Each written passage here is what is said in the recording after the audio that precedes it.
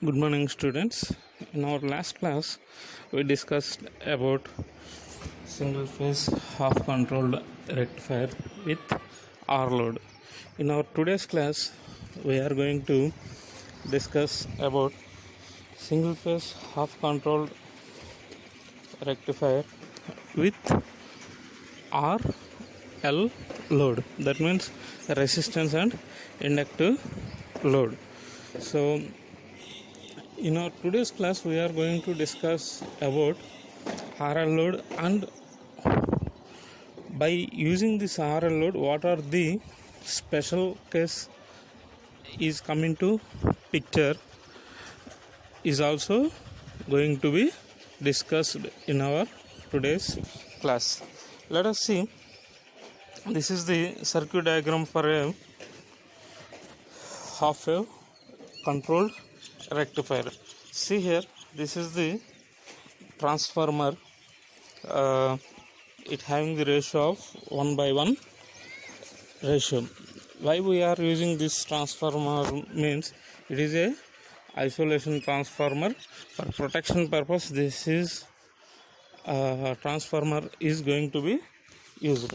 So here we are considering voltmeter for measuring of the voltage across the thyristor, and here is the another voltmeter that is used for measuring of voltage across the load.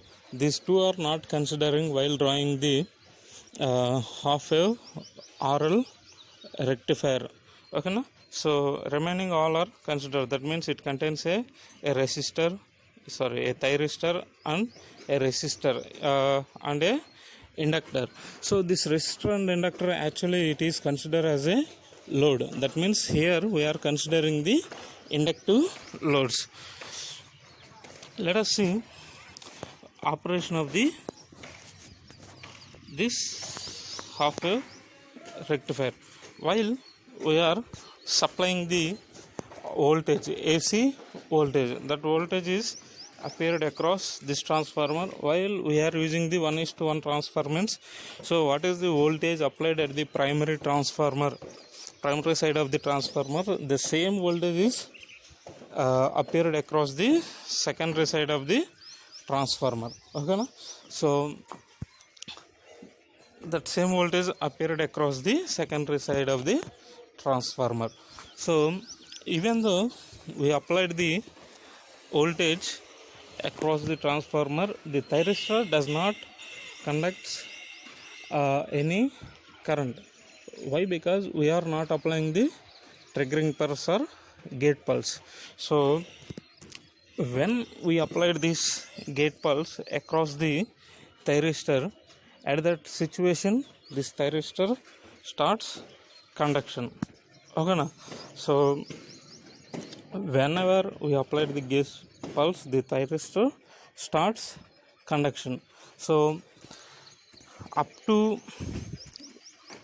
when we are applying the gate pulse, up to the applying of the gate pulse, the voltage across the load will be 0. Why? Because our thyristor does not conducting any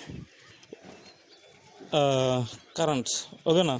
So the voltage across the load will be 0. Once this triggering pulse is applied across the SCR, then the voltage what we are appeared across the thyristor or across the supply or primary side, the same voltage will appear across the load. Why? Because in this situation the thyristor starts conduction at certain angle.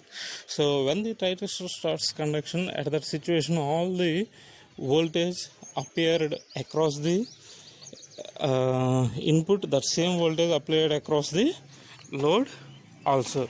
Okay, na? So actually our we are applying AC. So now applying the triggering pulse, SCR starts conduction for positive cycle.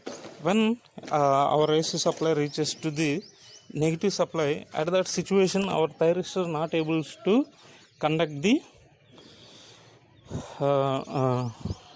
not able to conduct. Why? Because at voltage becomes 0, automatically the SCR starts disconnection of the or discontinuous condition or turn off condition is start. When this thyristor is turned off, then no voltage will appear across the load. Okay, na? At that situation, the voltage across load will be 0. So up to 2 pi. Okay, na? So see here.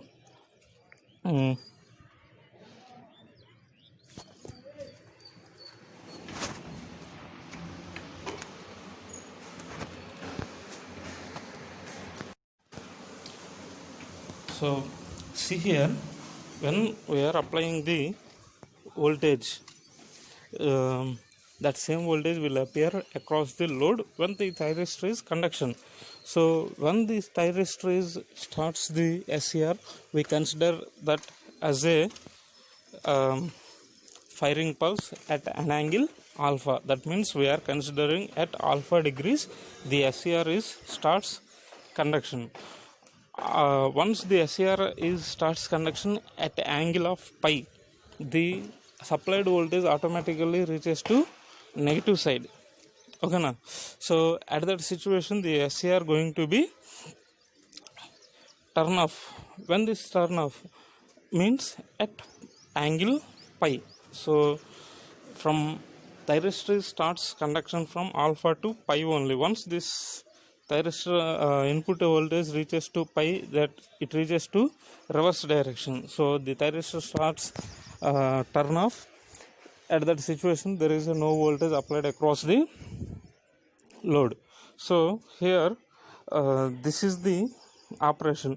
When the thyristor again turn off means 2 pi plus alpha. At 2 pi plus alpha situation, the thyristor is again conduction. At that situation, the voltage appeared across the load will be same as the input voltage. This process is continued.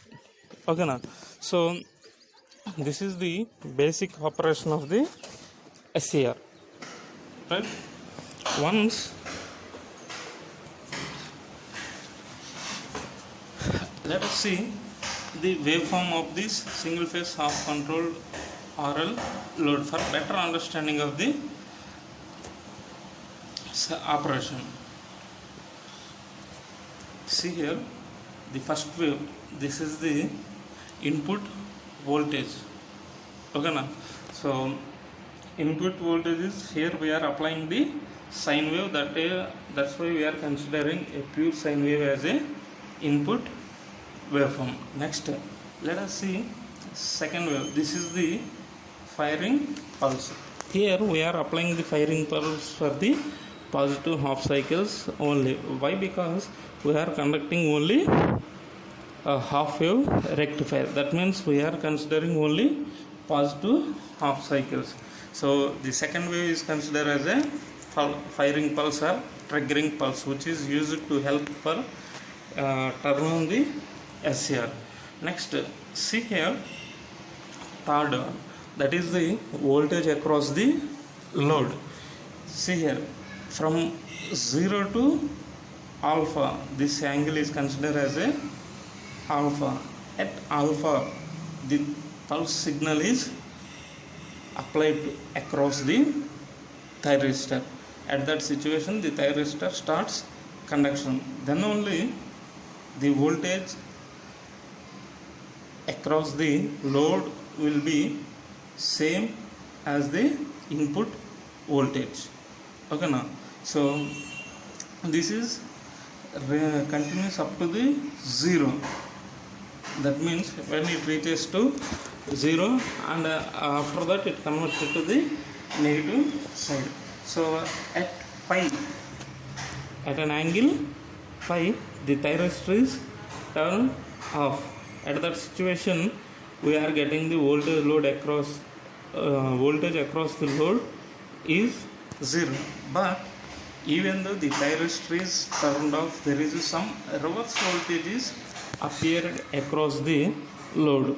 Why this reverse voltage is appeared? Why this reverse voltage is appeared means because of the inductive load. Here we are using the inductive load. So this inductive load stores some energy while it is conduction. Once the SCR is turned off, what is the energy stored in the inductor? That energy is going to be released when the SCR is turned off up to the angle beta. Okay, so when the energy stored in the inductor is completed, at that time the voltage will becomes 0. This 0 will continue up to next triggering pulse applied across this SCR. When this next triggering pulse is applied means 2 pi plus alpha. At 2 pi plus alpha we are going to trigger the next pulse. At that situation the thyristor will be turned on and this process is repeated. Okay, na? So here we are considering one point is this pi to beta conditions. Why we are getting this reverse voltage or negative voltage across the load? This is happened because of the inductive loads we are used across the load.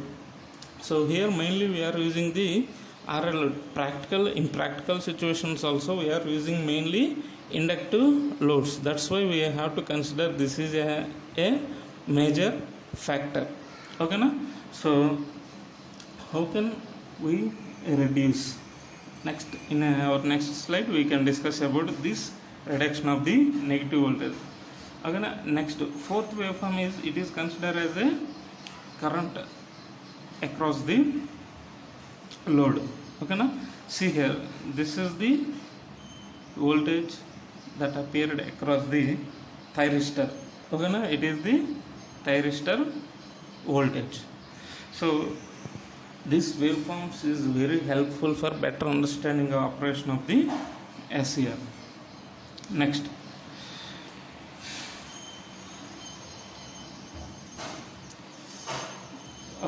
this is also about the operation of the SCR.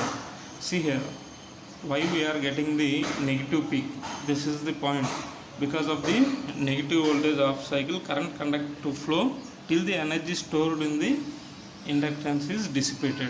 Already we discussed. That means why we are getting this negative side means because of the energy stored in the inductor, that energy is dissipated.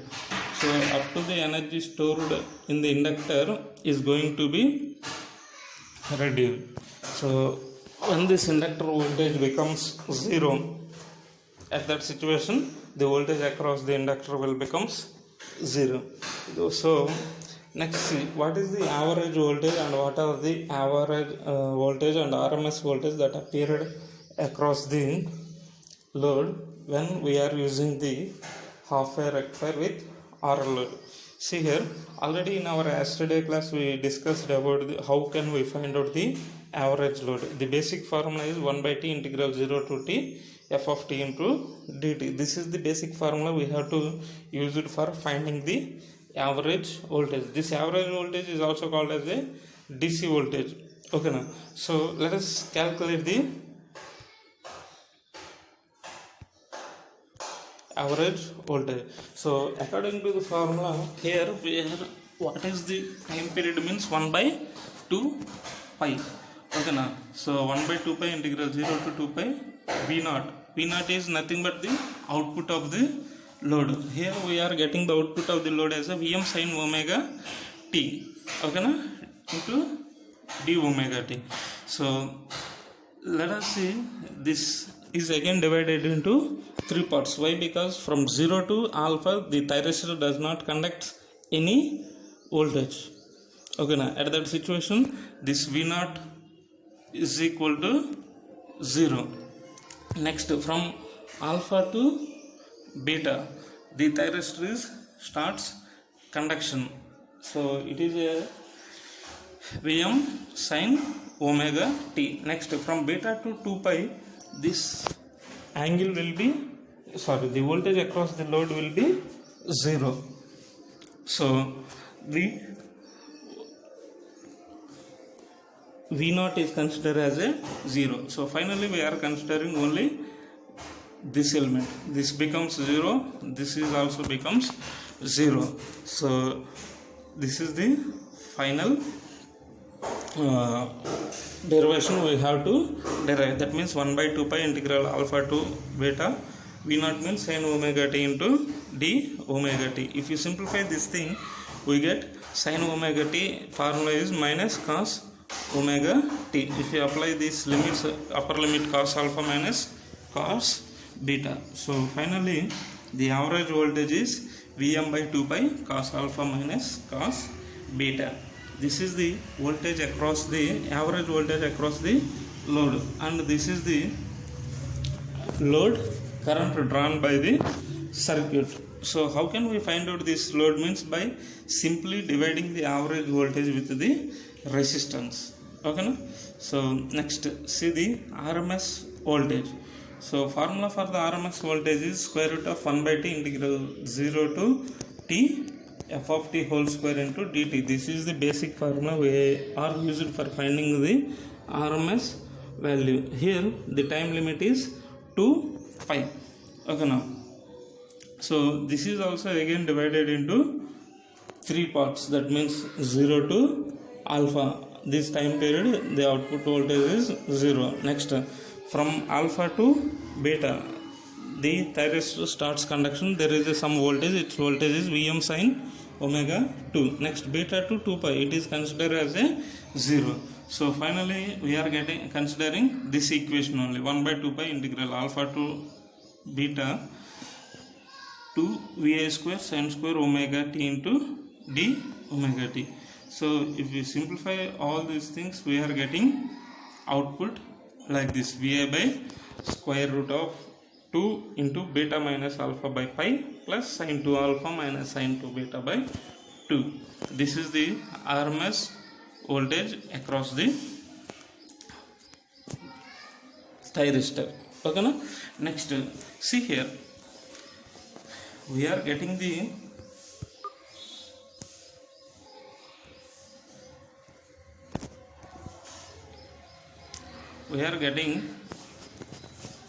some negative voltage from pi to beta. This plays a very important effect in the operation of the our entire circuit. Why? Because there is a reverse voltage is applied, means the problems will be raised. It also affects on the efficiency of the system. So for that purpose we have to remove this negative voltage. How can we remove this negative voltage? Means by using freewheeling diode. Okay, now so let us see what is the freewheeling diode and why we have to use this freewheeling diode. The diode which is used to commute the load current from the SCR, okay, na, to the load. That means if there is any reverse voltage is flowing across the load, that reverse voltage can be overcome by using this freewheeling diode. So generally this freewheeling diode works two main functions. So what are those two main functions is it prevents the reversal of load voltage except for small diode voltage drop. That means already we are seen in that waveform. There is some reverse voltage is appeared from alpha to beta. So by using this freewheeling diode we can reduce those reversal voltage. At the same time we can improve the power factor of the circuit. That is the first function. Next function is it transfer the load current away from the main rectifier, thereby allow its thyristor to reason their block state. This is the second function. See here, this is the basic connection for the circuit. This is called freewheeling diode. Actually we are not using this freewheeling diode at the time of starting. So why we are using this freewheeling diode? Means for reducing the reverse voltage. What is the voltage that appeared across the load? Okay, na? So see here, During the positive half cycle, the SCR starts conduction and this current flow like this. So when the thyristor turns on, what is the voltage that appeared across the input? That same voltage appeared across the load. So when this thyristor turned off, at that situation the inductor stores some energy. That energy is released when this thyristor is turned off. So see here, if this energy flows in direction, this resistor does not conduct and this diode is also does not conduct. Okay now, so what is the way the the load inductor discharge this flow like this? At that situation the thyristor is in forward direction and this is flow like this. Okay now, so that means the positive cycle converts to the negative cycle, negative voltage converts to the positive direction.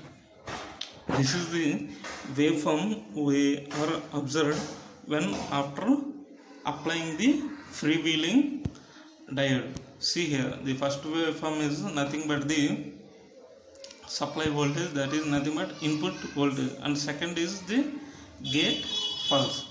See here, in previous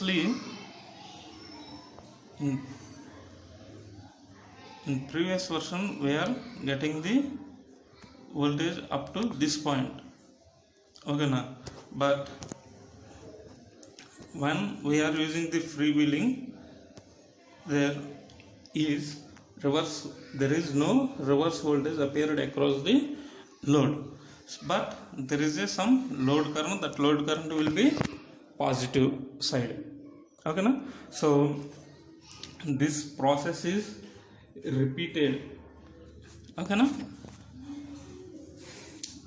so by applying this freewheeling diode we can easily reduce this reverse voltage what it appeared across the load. Okay na? So this is the advantage of the freewheeling diode. So next, what is the voltage average voltage while we are using the DC freewheeling diode? So what is the output voltage? Means this output voltage is nothing but the what is the output voltage we get while we are using the resistive load. So while we are using the resistive load, we get the average output as a Vm by 2 pi 1 plus cos alpha. Here also we are getting the same output voltage. Okay na? So here important point we have to remember is, during the time period alpha to beta, the load current is carried by the SCR, but during the period of phi to beta, the load current carried by the freewheeling diode. Okay na? So the value of the beta mainly depends upon the inductive load. That means what is the inductance that present in the load side. Okay na? So the purely this beta depends upon the RL load. So if this RL load is more, the beta angle will be more. Next, this is the circuit output waveform for the circuit when we are using the large inductance. Okay na? See here, actually this current have to reach 0 point while we are using the resistive load, but while we are using the inductive load, this current reaches above the value of pi. But if we are using the large inductive loads, that means the beta will be increased. Sometimes this beta reaches to this point only. That means if we use the less inductance, that beta value reaches up to some point. But if you use the large inductance, that beta value will be reaches to next turn of position. That means 2 pi plus alpha point. At that situation, the current will flow continuously. This is called as a continuous current flow of the half wave rectifier. If you use the less load, at that situation the current does not flow continuously. Why? Because it cut off at beta. Okay, now this is called continuation mode and discontinuation mode of the RL load. Okay, now next let us see the problems. So if a single phase half controlled rectifier having a purely resistive load, that means delay angle is alpha is equal to pi by 2, can then calculate the rectifier efficiency. It is the first one, and second one is form factor, third one is ripple factor, fourth one is TF transformer utilization factor, and next one is peak inversion of the inverse voltage of the thyristor. So this is the problem that given. Now we have to calculate all these 5 unknown things. So if you see the problem, you have to here the important point is you have to remember all the formulas what we are used in this unit. Why? Because in problems they ask directly the values. So by using, if you remember all those formulas, then only you can solve all these problems. If you are not able to remember these problems, then you are not able to do this problem. So student, I request one thing is, please try to remember all the formulas what we are used in this unit. Okay, now so let us solve the problem. First, what is the given data means? In our given data they mentioned only firing angle, that means nothing but the delay angle, that is pi by 2. Now we have to find out all the terms, unknown terms. These terms here they didn't give any voltages or currents, so that's why we are using the same notations, that means voltage Vm and current Im. So let us see first what is the average voltage. So average voltage formula is Vm by 2 pi into 1 plus cos alpha. If you substitute alpha value as a pi by 2 and simplify, we get the value as 0.1592 into Vm. From this average voltage we can find out the current, that means V average by R. Here there is no R value is given, that's why we are putting just divided by R.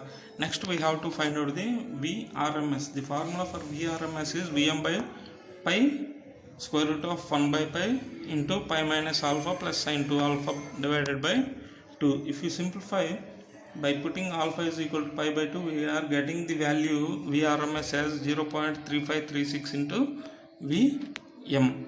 Next, IRMS. How can we get the IRMS means? Just simply dividing by R. So now we have to find first what is the rectification efficiency. So efficiency of the rectification efficiency by is formula is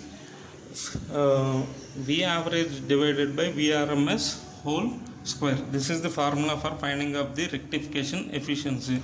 So VDC by VRMS. Already we calculated the VDC as a 0.592. Now we are substituting here, and VRMS as 0.3536 whole square. So if you simplify this thing, we are getting 20.27%. And next one is form factor. How can we find out this form factor? As a already we have the formula for the form factor. Form factor formula is VRMS by V average, that means 3.356 divided by 0.1592 into Vm. If you substitute this, getting form factor as 220.1%.